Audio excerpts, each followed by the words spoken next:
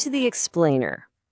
Today, we're diving into a really cool teaching model that turns the whole challenge of learning to read and write, especially for bilingual students, into a genuine adventure. So, it all kicks off with this simple, but honestly pretty powerful question. For a lot of students, learning to read can feel like a total chore, right? Just another task to tick off a list. But what if? What if we could flip that script and turn it into a quest? Okay,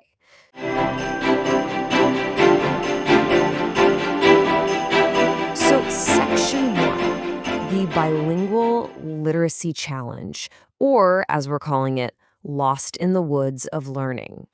Before we can find a new path, we've got to understand why so many students are getting lost to begin with.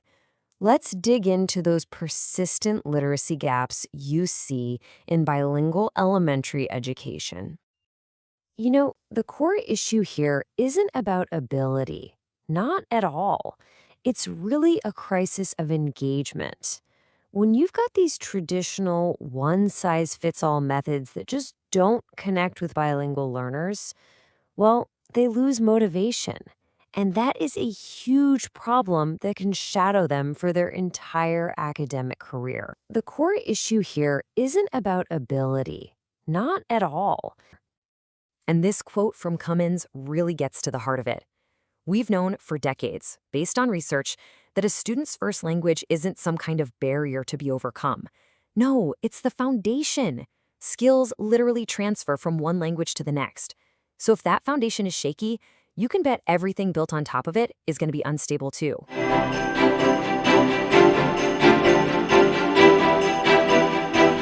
All right, section 2.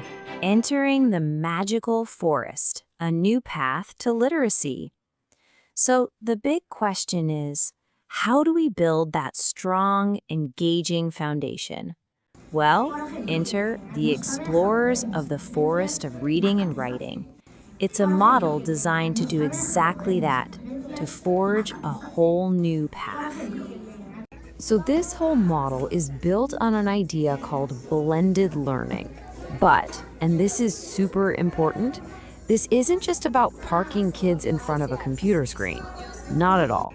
It's about using technology in a really intentional way to completely transform the classroom, turning students from passive listeners into active explorers of their own learning. The real magic here is in the mix of ingredients, right? The model uses a station rotation system, and it blends smart, adaptive software with really playful, gamified activities.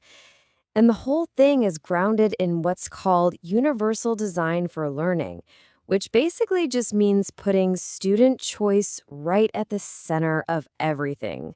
It's all about making sure this journey is accessible and empowering for every single student.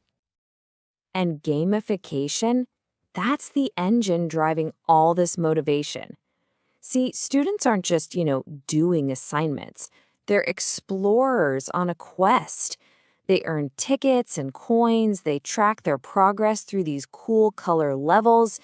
It completely reframes their work into a series of exciting missions. And gamification, that's the engine driving all this motivation. See, students aren't just, doing assignments. They're explorers on a quest. They earn tickets and coins. They track their progress through these cool color levels. It completely reframes their work into a series of exciting missions. And gamification, that's the engine driving all this motivation.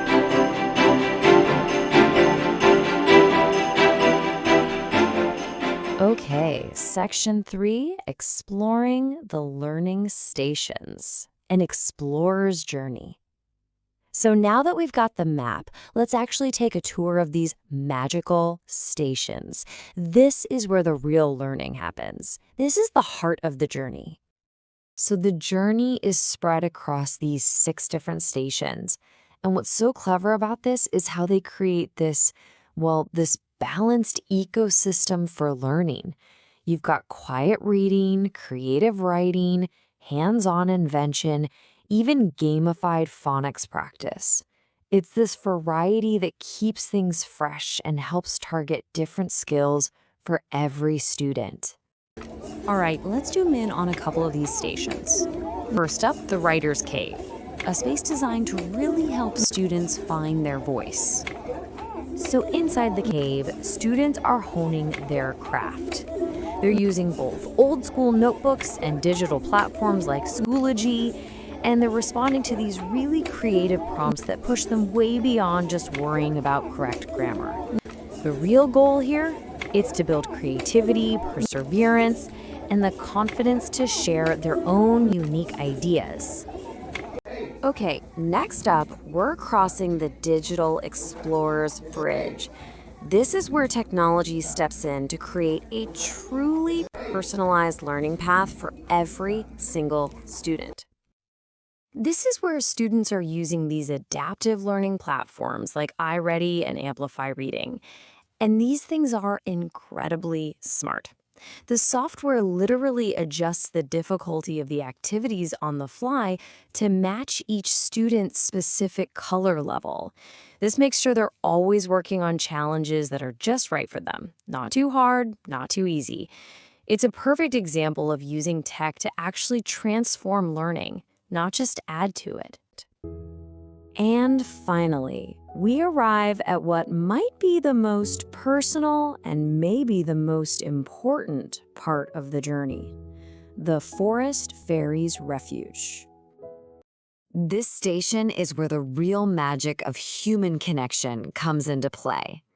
In these small, focused groups, the teacher gives that tailored, one-on-one guidance that helps students navigate their own unique challenges.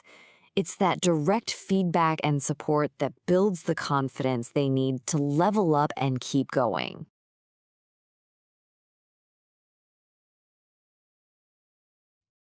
Section 4, Early Discoveries and Lessons, or Treasures Found on the Path. So you're probably wondering, does this whole adventure actually lead anywhere?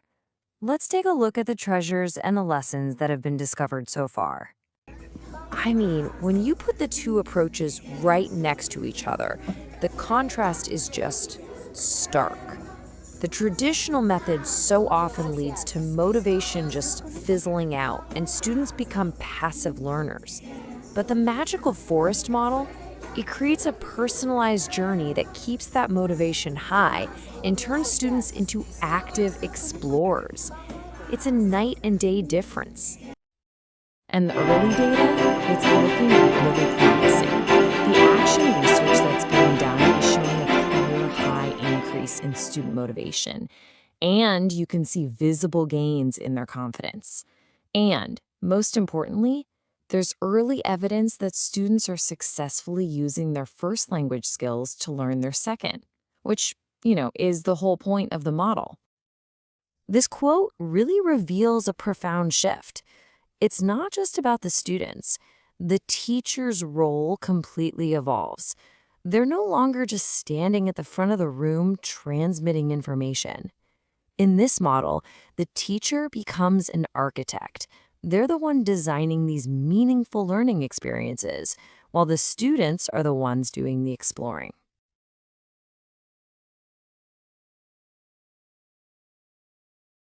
Okay, for our final section, number 5, the future of literacy, sharing the map. Let's zoom out and look at the bigger picture. What does all this mean for the future of literacy education? This was never just about one successful classroom. The ultimate vision here is to create a flexible, adaptable framework. Basically, a blueprint that lets any educator, anywhere, build their very own magical forest, tailored to their students and their school. And of course, the journey is far from over.